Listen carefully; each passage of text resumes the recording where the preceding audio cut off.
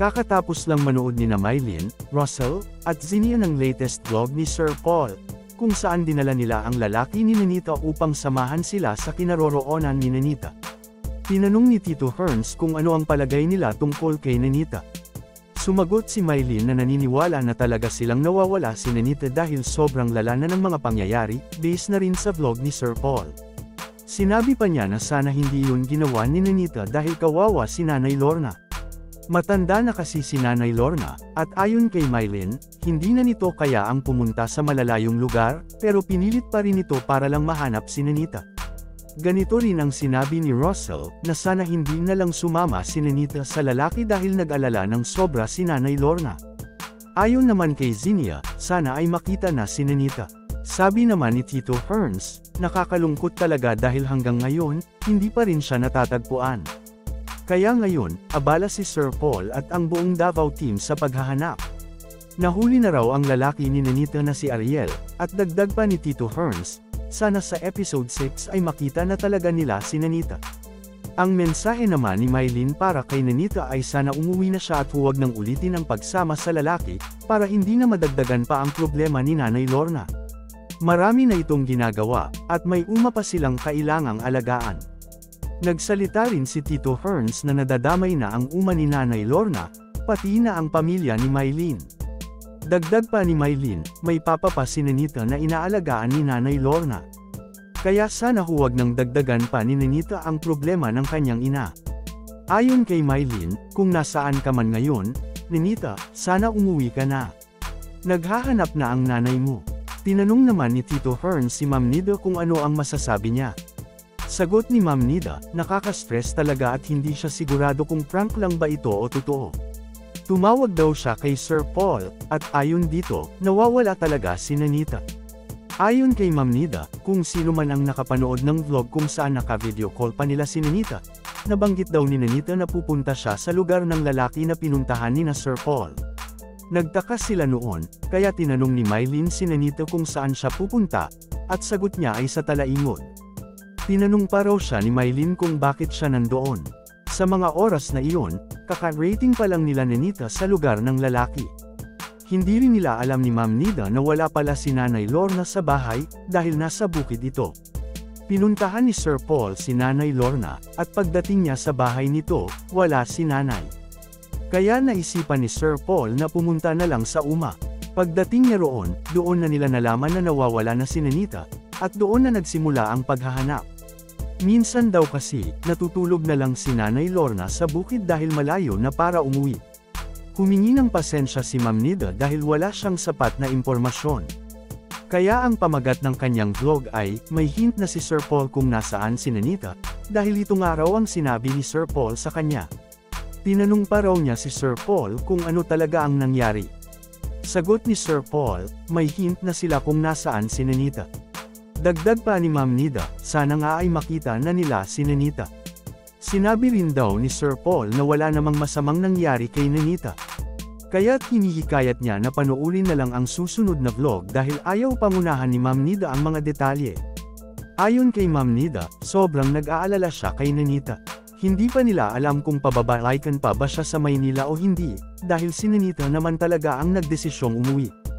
Sabi naman ni Tito Herns, siguro ang lalaki na iyon ang palaging tumatawag kay Nanita noong nandito pa siya.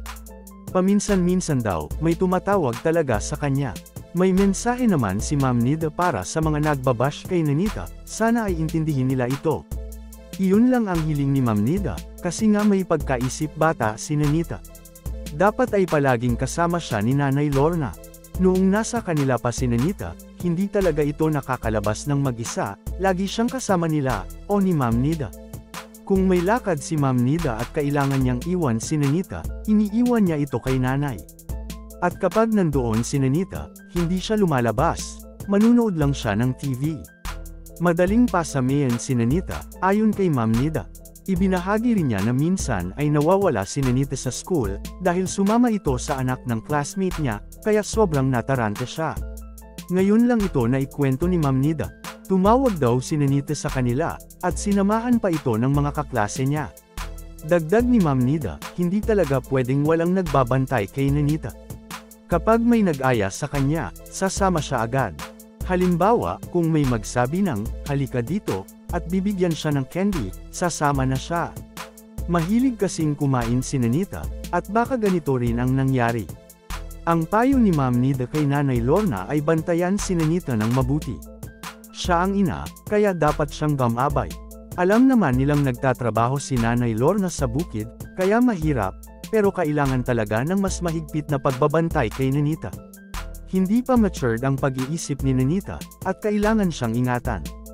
Ipagdasal natin na wala sanang masamang nangyari sa kanya. Okay naman daw si Nanita, ayon kay Sir Paul, at hindi naman niya sinabi kung ano talaga ang nangyari. Kaya abangan na lang daw ang susunod na vlog. Ayon kay Tito Herns, naniniwala na rin talaga ang Marias na totoong nawawala si Nanita.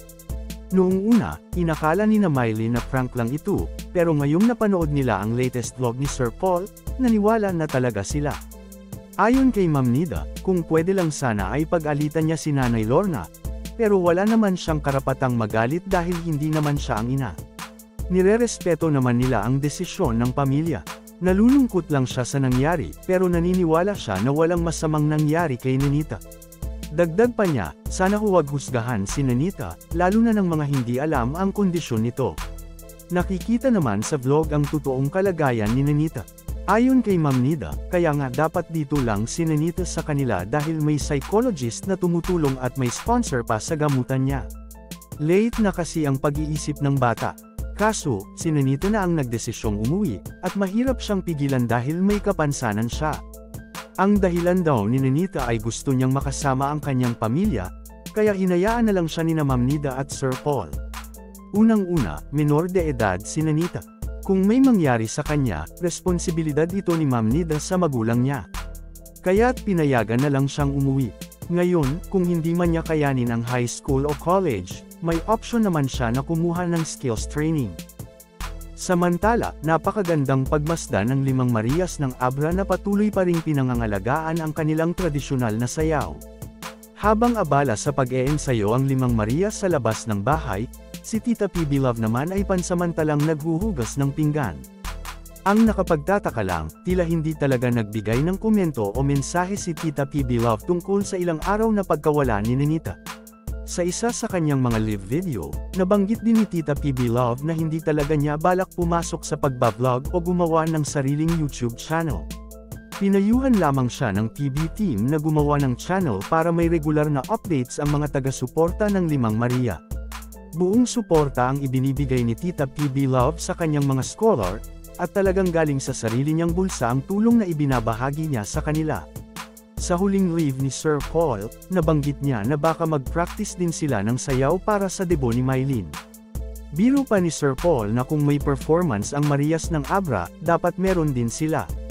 Pero mukhang alanganin na silang makapag-practice ngayon lalo na't may dumating na problema, ang pagkawala ni Nanita.